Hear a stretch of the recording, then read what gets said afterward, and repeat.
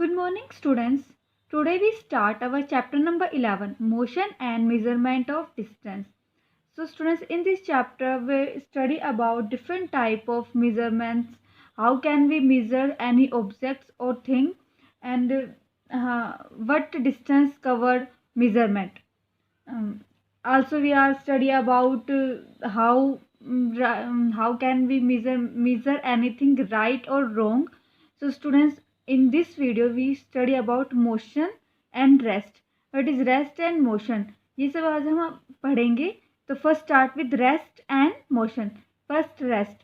If the position of an object does not change with time in relation to a stationary object in surroundings, then object is said to be rest.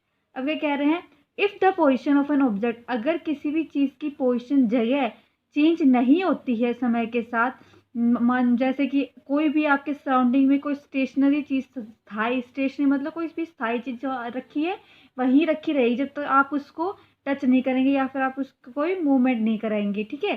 Then this object is said to be rest. तो हम उस object को क्या कह सकते हैं? And rest कह सकते हैं. रेस्ट मतलब कि वो आराम कर रही है, आराम की पोजीशन में है, ठीक है, हिल नहीं रही है. फिर स्टूडेंट्स सिंपल चीज़ है, अगर कोई भी चीज़ है, ऑब्जेक्ट है, अपनी जगह से हिल नहीं रही है, कोई मूवमेंट शो नहीं कर रही है, तो हम ये कहेंगे कि वो ऑब्जेक्ट है वो रेस्ट पोजिशन में है, ठीक है. एग्जाम्पल देखते हैं. अ टेबल कैप्ट इन रूम, एक कमरे के अंदर रखी हुई मेज, ठीक है, टेबल कैप्ट इन रूम. और सेकंड है a book lying on table, जो टेबल है, मेज है, उसके ऊपर कोई बुक रखी हुई है, वो क्या होगी? रेस्ट पोजिशन में. अगर आप देखिए, मान लीजिए पेन है, पेन ऑन द पेपर. अब मैंने पेन को पेपर के ऊपर रखा हुआ है, तो अब इसको जब तक मैं इसको टच नहीं करूँगी, कोई मूवमेंट नहीं करूँगी, तो मैं ये बोल सकती हूँ कि ये पेन है वो किस पोजिशन में है? रेस्ट इन पोजिशन में है. फिर मैं अगर मान लो इसको शेक कर रही हूँ, तो इसका मतलब है क्या है? वो मूवमेंट कर रहा है. तो क्या है? मूवमेंट कर रहा है, तो क्या है? वो रेस्ट पोजिशन में नहीं है, वो कुछ कर रहा है, कुछ चेंजेस हो रहे हैं उसके अंदर, ठीक है, जैसे मूवमेंट हो रही है, शेकिंग, ठीक है. ये शेकिंग क्या है? एक आपका मूवमेंट है. नेक्स्ट है motion. An object is said to be in motion if it changes its position with time with respect to its surrounding. अब क्या कह रहे हैं? एक ऑब्जेक्ट, किसी भी ऑब्जेक्ट को हम तब कहेंगे मोशन में, मतलब वो चल रही है, हिल रही है, कुछ भी मूवमेंट शो कर रही है. इसका मतलब है उसकी पोजीशन चेंज हो रही है. किसके साथ? टाइम के साथ. जैसे जैसे टाइम बीत रहा है उसकी जो पोजीशन है वो भी चेंज हो रही है with respect to its surrounding, मतलब उसके सराउंडिंग, उसके आसपास की बजाय वो जो मूवमेंट कर रही है, पोजीशन चेंज कर रही है, हम उसे क्या कहेंगे? मोशन. तो स्टूडेंट्स, इन दिस रेस्ट और मोशन आपने देखा होगा एक कॉमन चीज़ है सराउंडिंग, मतलब कि रेस्ट में भी सराउंडिंग आए हैं, मोशन में भी सराउंडिंग आए. तो इसका ये मतलब है हम अपनी आसपास की चीज़ों को पहले ऑब्जर्व करेंगे, फिर देखेंगे कि वो चीज़ रेस्ट में है, कोई भी ऑब्जेक्ट रेस्ट की पोजीशन में है या मोशन की पोजीशन में है, ठीक है. मोशन में क्या हो रहा है? टाइम के साथ पोजीशन चेंज हो रही है, मतलब टाइम बढ़ता जा रहा है, जैसे ये पेन है बढ़ता जा रहा है, टाइम के साथ आगे बढ़ रहा है, इसको इंक्रीज कर. जब मान लो मैं कुछ राइट कर रही हूँ, तो जैसे जैसे टाइम बढ़ रहा है मैं अपनी स्पीड इंक्रीज कर रही हूँ, और वो पोजीशन भी क्या है? पेन की निब की पोजीशन भी चेंज हो रही है, ठीक है. तो वो क्या है? मोशन हो रहा है. जैसे कि एग्जांपल ले लीजिए मोशन का. A vehicle moving on road, road के ऊपर कोई भी व्हीकल चल रहा है, ठीक है. Next, a bird flying in air, एक बर्ड, पक्षी हवा में उड़ रहा है. तो ये सब क्या है? मोशन चल रहा है. कि मोशन क्यों है? कि व्हीकल मूव कर रहा है, रोड पे चल रहा है, तो क्या होगा? उसकी पोजीशन चेंज हो रही है, वो आगे बढ़ता जा रहा है टाइम के साथ. ऐसे ही बर्ड भी हवा में क्या है? आगे बढ़ता जा रहा है, अपनी पोजीशन चेंज करता है, डायरेक्शन चेंज करता है बर्ड फ्लाइंग के टाइम.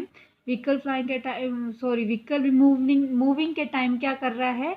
अपनी पोजीशन चेंज कर रहा है, डायरेक्शन चेंज कर रहा है. ये सब क्या है? मोशन में आ रहे हैं. सिंपल, ठीक है. रेस्ट क्या होगा?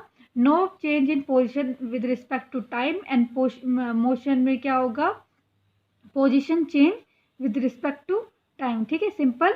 मोशन में पोजिशन चेंज हो रही है टाइम के साथ, रेस्ट में कोई पोजिशन चेंज नहीं हो रही है, ठीक है. नेक्स्ट आपका rest and motion are relative. अब क्या कहना चाह रहा है? जो रेस्ट और मोशन है, ये दो टर्म है, क्या आपस में एक दूसरे से जुड़ी हुई है, रिलेटिव है? तो हम देखते हैं. Nothing in universe is absolutely eight state of rest और स्टेट ऑफ मोशन. अब क्या कह रहा है? यूनिवर्स है, उसके अंदर कोई भी ऐसी चीज़ स्टेट नहीं है जो या तो रेस्ट, आराम की कंडीशन में हो, या मोशन, चलती हुई हो. नहीं है. कोई भी चीज़ है वो हमेशा रेस्ट की पोजीशन में नहीं रह सकती, और कोई जो चीज़ मोशन है वो हमेशा मोशन में कंटिन्यू नहीं रह सकती। ठीक है, let's continue with this. The same object may be at rest with respect to fix point but may be in motion with respect to another.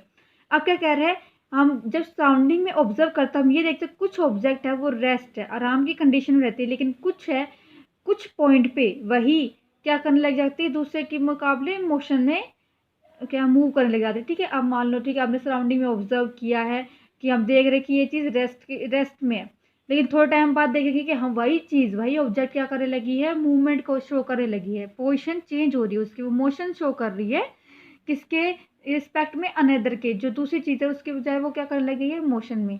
Let's imagine, तो अब इस चीज़ को और इजिली डिस्क्राइब करने के लिए मान लेते हैं, you are sitting in a running train compartment, चलती ट्रेन कंपार्टमेंट में आप बैठे हैं।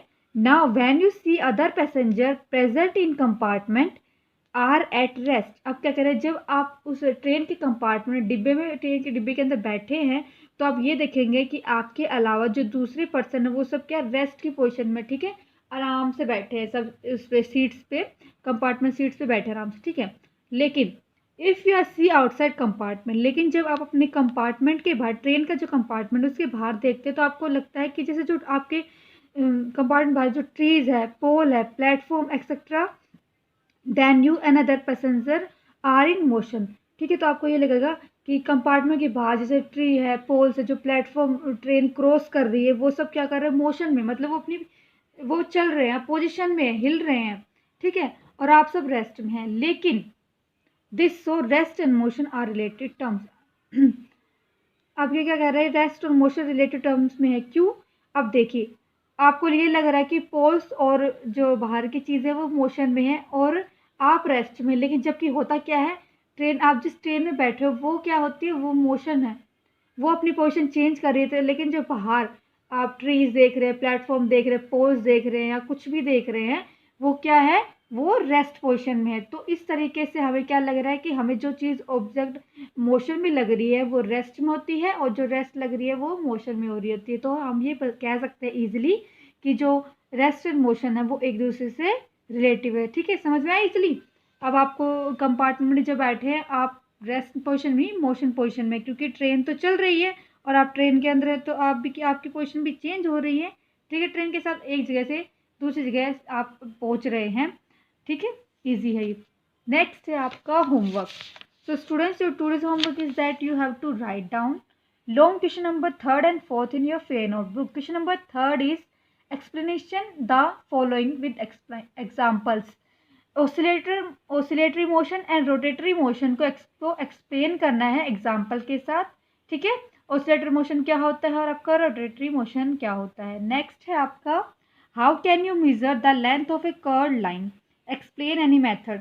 किसी भी मेथड से आप ये बता सकते हैं कि आप एक कर्व्ड लाइन, मुड़ी हुई लाइन को कैसे मेजर कर सकते हैं। तो आपको इजी बताया था, एक स्ट्रिंग के, एक धागे के थ्रू, थ्रेड के थ्रू या डिवाइडर की हेल्प से आप measure the length of A curved line, एक कर्व्ड लाइन की लेंथ को मेजर कर सकते हैं। ठीक है students, thank you for listening.